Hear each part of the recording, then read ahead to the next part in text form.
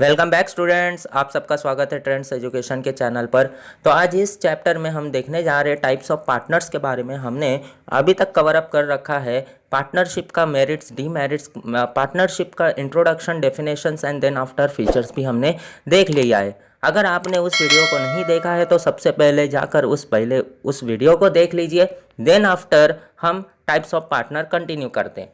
तो ये वीडियो में हम टाइप्स ऑफ पार्टनर्स के बारे में देखेंगे, देखते हैं कितने टाइप्स के पार्टनर्स होते हैं और कितने टाइप्स के पार्टनर बिजनेस के अंदर पार्टनरशिप रोल निभा सकते हैं। तो देखते हैं क्या क्या दिया गया। पहला जो दिया गया एक्टिव पार्टनर दिया गया। एक्टिव पार्टनर का मतलब होता है कि बिजनेस में हमेशा एक्टिवली पार्टिसिपेट करते रहे। वो पार्टनर होता है जो बिजनेस में डे बाय डे आता है, कामकाज करता है और बिजनेस से जाता है, यानी कि डेली वो आएगा, कुछ काम करेगा और चला जाएगा। उसी को हम क्या कहेंगे, यहाँ पर एक्टिव पार्टनर कहेंगे। और इस पार्टनर जो एक्टिव पार्टनर है, वो एक्टिव पार्टनर जितने भी पार्टनरशिप के मीनिंग्स है जो आपने पढ़ा है कि ये पार्टनर प्रॉफिट ले सकता है, यस एक्टिव पार्टनर ले सकता है। प्रॉफिट में हिस्सेदारी हो सकता है, लॉस में हिस्सेदारी हो सकता है। अगर बिजनेस लॉस में जाता है तो उसके लिए अनलिमिटेड लायबिलिटी भी दिया गया है, तो वो होता है एक्टिव पार्टनर। देन आफ्टर हम बात करते हैं डॉर्मेंट पार्टनर की। अब डॉर्मेंट पार्टनर होता कौन है, तो डॉर्मेंट पार्टनर को हम स्लीपिंग पार्टनर भी कहेंगे। क्यों स्लीपिंग पार्टनर कहेंगे, क्योंकि ये डे बाय डे बिजनेस के एक्टिविटी में पार्टिसिपेट नहीं करता है, यानी कि ये बिजनेस के बाहर ही रहता है। भले ही बिजनेस का पार्टनर है लेकिन बिजनेस के कोई भी एक्टिविटी में पार्टिसिपेट नहीं करेगा। But dormant partner must contribute their capital and share profit and loss into the business, right ना।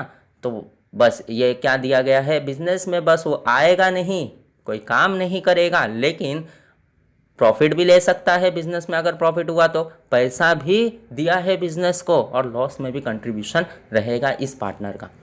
थर्ड बात करते हैं नॉमिनल पार्टनर की। तो नॉमिनल पार्टनर कौन वैसा पार्टनर होता है जो अपने बिजनेस में या किसी के बिजनेस में अपना नाम देता है और उसके नाम और रेपुटेशन से बिजनेस चलता है। यहाँ पे जो नॉमिनल पार्टनर है, कोई भी किसी भी तरीके का कोई कैपिटल नहीं लगाता है बिजनेस में, ना ही कोई भी शेयर करता है प्रॉफिट और लॉस बिजनेस का। ठीक है, तो ये बस एक तरीके का कौन होता है, वैसा पार्टनर होता है जो सिर्फ और सिर्फ नाम देता है ताकि उस बिजनेस का जो प्रमोशंस है और उस बिजनेस के जो सेल्स है वो बढ़ सके। बस उसके नाम से ही बिजनेस चलता है, उसे हम नॉमिनल पार्टनर कहेंगे। देन आफ्टर हम सीक्रेट पार्टनर की बात करते हैं। अब सीक्रेट पार्टनर होता कौन है, तो सीक्रेट पार्टनर वो पार्टनर होते हैं जो दुनिया को पता नहीं है, सिर्फ और सिर्फ बिजनेस को पता है। उसी का मतलब सीक्रेट होता है ना। तो दुनियादारी को पता ही नहीं है कि सीक्रेट पार्टनर है कौन, लेकिन सिर्फ बिजनेस पर्सन को पता है कि बिजनेस के अंदर ये पार्टनर भी हमारा पार्टनर है, लेकिन अदर बिजनेसेस को नहीं पता है, अदर पर्सनस को पता ही नहीं है कि ये पार्टनर पर्टिकुलर बिजनेस का पार्टनर है। हाँ, साथ ही साथ अगर ये पार्टनर है तो ये कैपिटल भी लगाएगा बिजनेस में, प्रॉफिट एंड लॉस को भी शेयर करेगा। नेक्स्ट बात कर लेते हैं हम माइनर पार्टनर की। अब माइनर पार्टनर का मतलब कौन होता है, माइनर का मतलब होता है जो 18 ईयर्स से कम है, यानी कि उसका अभी तक 18 साल पूरा नहीं हुआ है, उसे हम माइनर पार्टनर कहेंगे।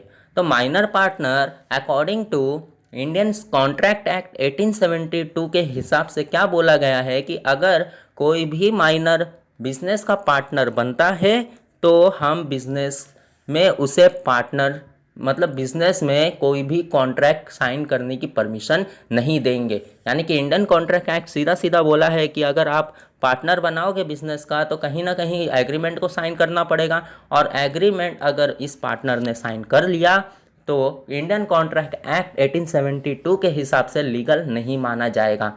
ओके, और इंडियन पार्टनरशिप एक्ट के हिसाब से क्या बोला गया कि इंडियन पार्टनरशिप एक्ट 1932 के हिसाब से बोला गया कि कोई भी माइनर पार्टनर बिजनेस का पार्टनर बन सकता है। तो दोनों के बीच में क्या हुआ, यहाँ पे एक बोलता है कर सकता है, एक बोलता है नहीं कर सकता। तो कुछ समझौता हुआ, और समझौता क्या हुआ कि पार्टनर यहाँ पे होगा, लेकिन साथ ही साथ उसके साथ उसका कोई गाइडेंस पर्सन भी होना चाहिए जो कि उसके एग्रीमेंट पे साइन करे तभी minor partner become a partner of particular business. और यहाँ पे कुछ कंडीशंस भी लगा दिया कि क्या क्या कंडीशंस लगा कि अगर माइनर पार्टनर बनता है बिजनेस का तो वो किसी भी मैनेजमेंट फंक्शन में पार्टिसिपेट नहीं कर सकता। अगर बिजनेस में लॉस होता है तो वो लायबल नहीं होगा। Minor partner can not be liable for any losses of a partnership business. Next है partners in particular profit only. तो क्या बोला गया है कि पार्टनर इन प्रॉफिट ओनली का मतलब क्या है कि जो पार्टनर है वो सिर्फ और सिर्फ प्रॉफिट के हिस्से को ही लेकर जाएगा, लॉस होगा तो वो भरपाई करेगा ही नहीं। तो यहाँ पे क्या दिया गया है कि पार्टनर बनेगा, पार्टनर जो होगा उसकी सिर्फ हिस्सेदारी प्रॉफिट में ही होगी, लॉस होगी तो कोई भी जिम्मेदारी नहीं होगी, और कैपिटल भी ये पार्टनर लगाएगा। तो ये जो पार्टनर इन प्रॉफिट ओनली है वो जनरली माइनर पार्टनर ही होता है, none other than minor partner के अलावा कोई भी नहीं होता है। नेक्स्ट है सब पार्टनर। सब पार्टनर का मतलब होता है पार्टनर का पार्टनर। तो क्या बोला गया है यहाँ पे कि सब पार्टनर तो है, लेकिन किसी एक पर्टिकुलर बिजनेस के जितने पार्टनर्स होंगे उन सभी पार्टनर्स का कोई एक बंदा, उस बंदे का ये पार्टनर होगा। समझ में आ रहा है? क्या बोला गया है कि वहाँ पे नॉर्मली मान के चलो कि 3 पार्टनर्स है। अब 3 पार्टनर ए बी सी, तो यहाँ पे ए भी पार्टनर है, बी भी पार्टनर है और सी भी पार्टनर है। अब जो ए बी सी दिया गया, अब वो जो सी है, सी का कोई एक बंदा है जो सी के बिहाफ पे ये बंदा काम कर रहा है। तो सी जो है आराम कर रहा होगा, कहीं घर पे कहीं और होगा, लेकिन सी का जो काम है, जो जिम्मेदारी है, वो सी का जो उसने हायर किया किसी बंदे को, वो बंदा उसके जगह पे काम कर रहा है। तो पार्टनर तो नहीं है, लेकिन पार्टनर का पार्टनर है, that is known as sub partner. अब इसका जो प्रॉफिट होगा, जो लॉस होगा, वो कौन देखेगा? वो सी देखने वाला, ए और बी नहीं देखेगा। That is known as sub partner. Then after हम बात करते हैं पार्टनर विथ लिमिटेड लायबिलिटी। अब लिमिटेड लायबिलिटी का मतलब है कि ऐसे पार्टनर जिसका अनलिमिटेड लायबिलिटी नहीं है। अब अनलिमिटेड लायबिलिटी का मतलब तो आप सभी को पता ही होगा। अनलिमिटेड लायबिलिटी में हम ये देखे थे कि बिजनेस में अगर कोई भी लॉस होता है तो बिजनेस तक ही सीमित नहीं था, उस पार्टनर के पर्सनल प्रॉपर्टी तक भी जाता था। अब क्या बोला गया है कि पार्टनर विथ लिमिटेड लायबिलिटी का मतलब जो भी पार्टनर होगा उसका जो लायबिलिटी हो कहाँ तक सीमित होगा? सिर्फ और सिर्फ उसके कैपिटल तक, जितना भी रुपए उसने इन्वेस्ट किया है उतने तक ही सीमित होगा, उससे ज़्यादा नहीं होगा। That is known as partner with limited liability.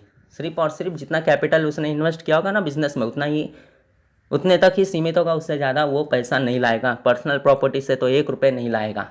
Okay, next है क्वाजी पार्टनर। अब क्वाजी पार्टनर को हम रिटायर पार्टनर भी कहते हैं। रिटायर पार्टनर का मतलब होता है जो कि एक एज आने के बाद रिटायर हो जाता है, लेकिन उसका कैपिटल तो होता है ना बिजनेस के अंदर, मतलब बिजनेस के अंदर उसका पैसा है तो वो प्रॉफिट और लॉस भी शेयर करेगा, लेकिन बिजनेस के अंदर कभी काम करने नहीं आएगा। वो रिटायर हो गया, घर पे बैठा हुआ है, फिर भी उसको प्रॉफिट आते रहेगा बिजनेस के अंदर से जब तक वो बिजनेस चल रहा है। ओके, तो यह आपके टोटल 9 टाइप्स ऑफ पार्टनर्स थे। 9 टाइप्स ऑफ पार्टनर्स में ये तो बहुत इंपॉर्टेंट है, एग्ज़ाम में पूछा जा सकता है, तो आप लोग इसे अच्छे से पढ़िएगा। और कोई भी डाउट होगा तो हमारे टेलीग्राम ग्रुप को भी ज्वाइन कर सकते हो, वहाँ पे आप क्वेश्चन अराइज कर सकते हो एंड वहाँ पे हम आपको आंसर देने की कोशिश करेंगे। तो इस वीडियो में बस इतना ही। नेक्स्ट वीडियो में हम बात करेंगे आगे की, जो कि हमारा अभी और 2 टॉपिक बचा हुआ है तो उसकी बात कर लेंगे। तो इस वीडियो में बस इतना ही, हम मिलते हैं नेक्स्ट वीडियो में, तब तक के लिए टेक केयर एंड धन्यवाद।